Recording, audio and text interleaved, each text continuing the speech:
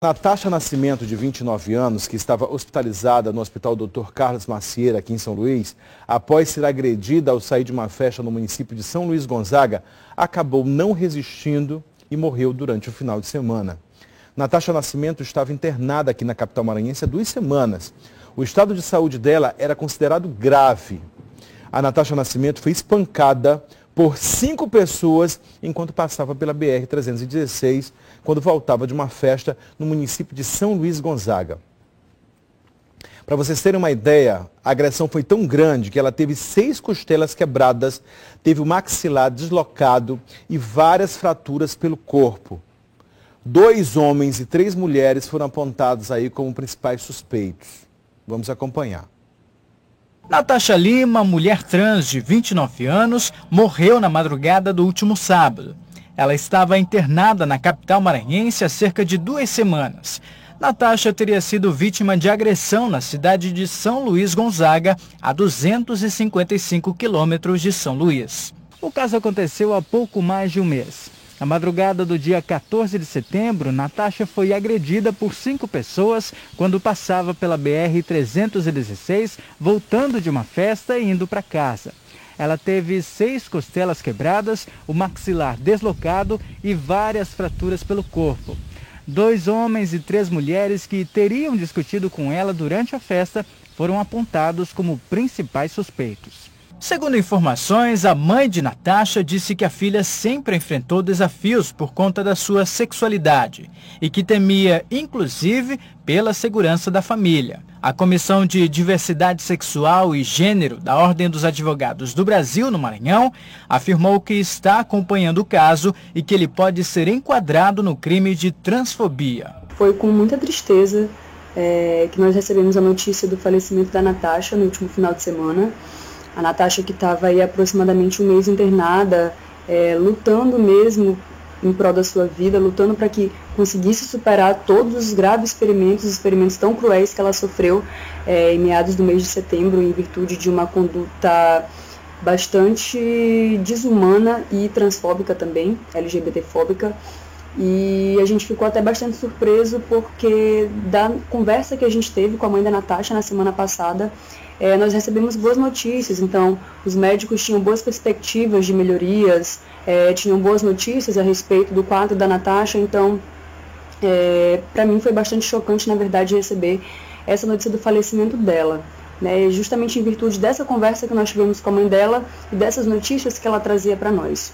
Então foi com muita tristeza, né, e de uma forma bastante surpresa que nós recebemos a notícia do falecimento dela nesse último final de semana.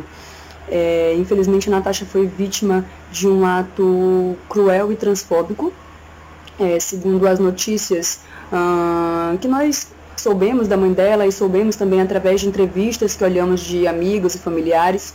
Aparentemente a Natasha ela já estava sendo vítima de uma certa perseguição, né, como se algumas pessoas já estivessem ali determinadas a de alguma forma perseguir a Natasha, não deixá-la em paz, fazer algum tipo de retaliação. Acredito até que ela já tinha em outros momentos tido agressões que chegaram à agressão física.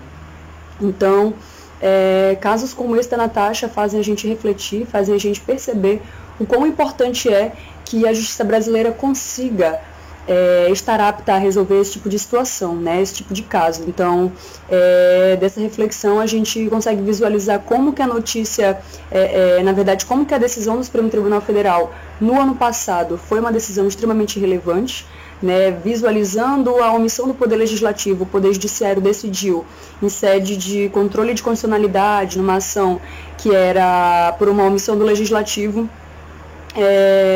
acabou decidindo que para que esses crimes não permaneçam impunes, para que esses crimes não sejam considerados enquanto crimes específicos, que têm um público-alvo específico, digamos assim, né, que visualiza e que coloca como alvo pessoas específicas, que são pessoas LGBTQIA+, para que isso tudo não ficasse impune, o Poder Judiciário acreditou que esses crimes poderiam ser amparados de alguma forma pela Lei de Crimes Raciais. Então, desde o ano passado, o STF decidiu, né, que esse entendimento seria o entendimento correto, coerente, até que o Poder Legislativo corresse e fizesse uma legislação específica para atender esses crimes, essas condutas criminosas que são voltadas às pessoas LGBTQIA+, ou seja, geradas em razão de um ódio, uma discriminação.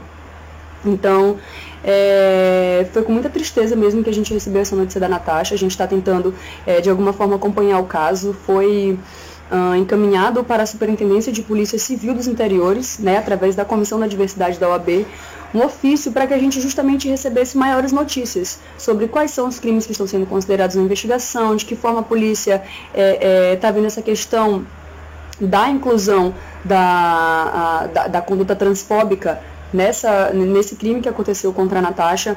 Então, a gente encaminhou esse documento justamente no sentido de colher informações para saber o que está acontecendo em sede de investigação. Claro que a gente não pode receber informações que muitas vezes são sigilosas, que são informações que na investigação policial muitas vezes precisam de um sigilo, precisam de um segredo, né, para que as investigações não sejam prejudicadas, mas a gente fez o ofício justamente no sentido de solicitar as informações que a gente pudesse receber. E também aproveitamos a oportunidade para frisar o quão importante é que dentro dessa investigação seja visualizado que houve um crime de ódio contra a Natasha. No caso, uma conduta transfóbica mesmo. Então, segundo essa decisão do STF, desde o ano passado, esses crimes, essas condutas criminosas contra a população LGBTQIA+, podem e devem ser amparadas pela Lei de Crimes Raciais. E, em caso de homicídio, há ali uma qualificação, né, por ser considerado um motivo torpe.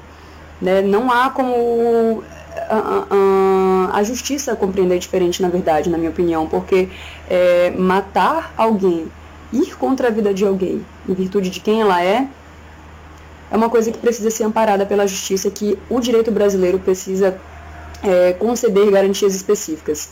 Então, a gente lamenta muito o que aconteceu com a Natasha, a gente estava muito na torcida e a gente tinha boas expectativas em relação ao que aconteceria com o quadro de saúde dela, até mesmo para que ela pudesse dar depoimento e para que esse depoimento dela pudesse gerar uma melhor elucidação das investigações, mas infelizmente no último final de semana a Natasha não suportou a gravidade das lesões que foram feitas contra ela.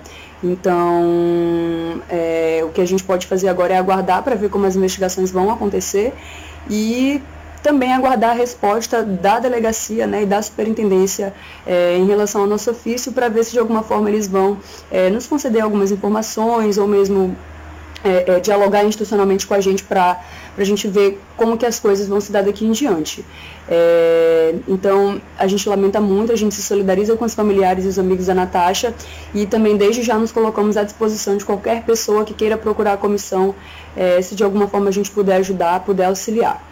A Secretaria de Estado de Direitos Humanos e Participação Popular também tem acompanhado o caso e prestado assistência à família. Olha, a Secretaria de Direitos Humanos, ela faz a transversalidade da política. Né? No momento, desde quando nós fomos acionados, que a Natasha ainda se encontrava no município de Bacabal, né, foi-se acionado todo um trâmite para que ela viesse para cá, tivesse o atendimento humanizado aqui no Carlos Macieira, né, mas enfim, a gravidade já era grande do problema dela.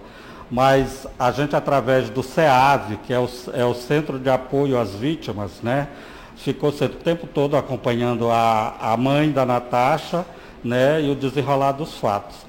E nós, enquanto Secretaria de Direitos Humanos, a gente está influenciando junto à Secretaria de Segurança Pública, né, para que não seja mais um crime a ficar impune, porque hoje, com o crime da Natasha, a gente já configurou 11 crimes, todos eles com requinte de crueldade no estado do Maranhão.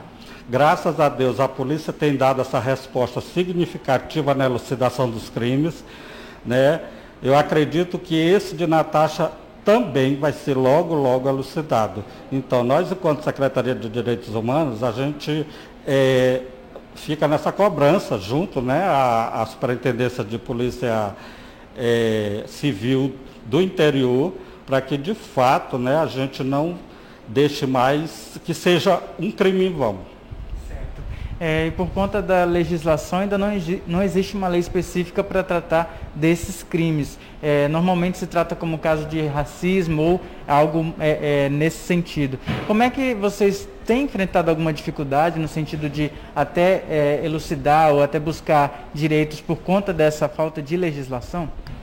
Não, desde 2019 o STJ ele já tipificou a LGBTfobia, né, como crime de racismo, né?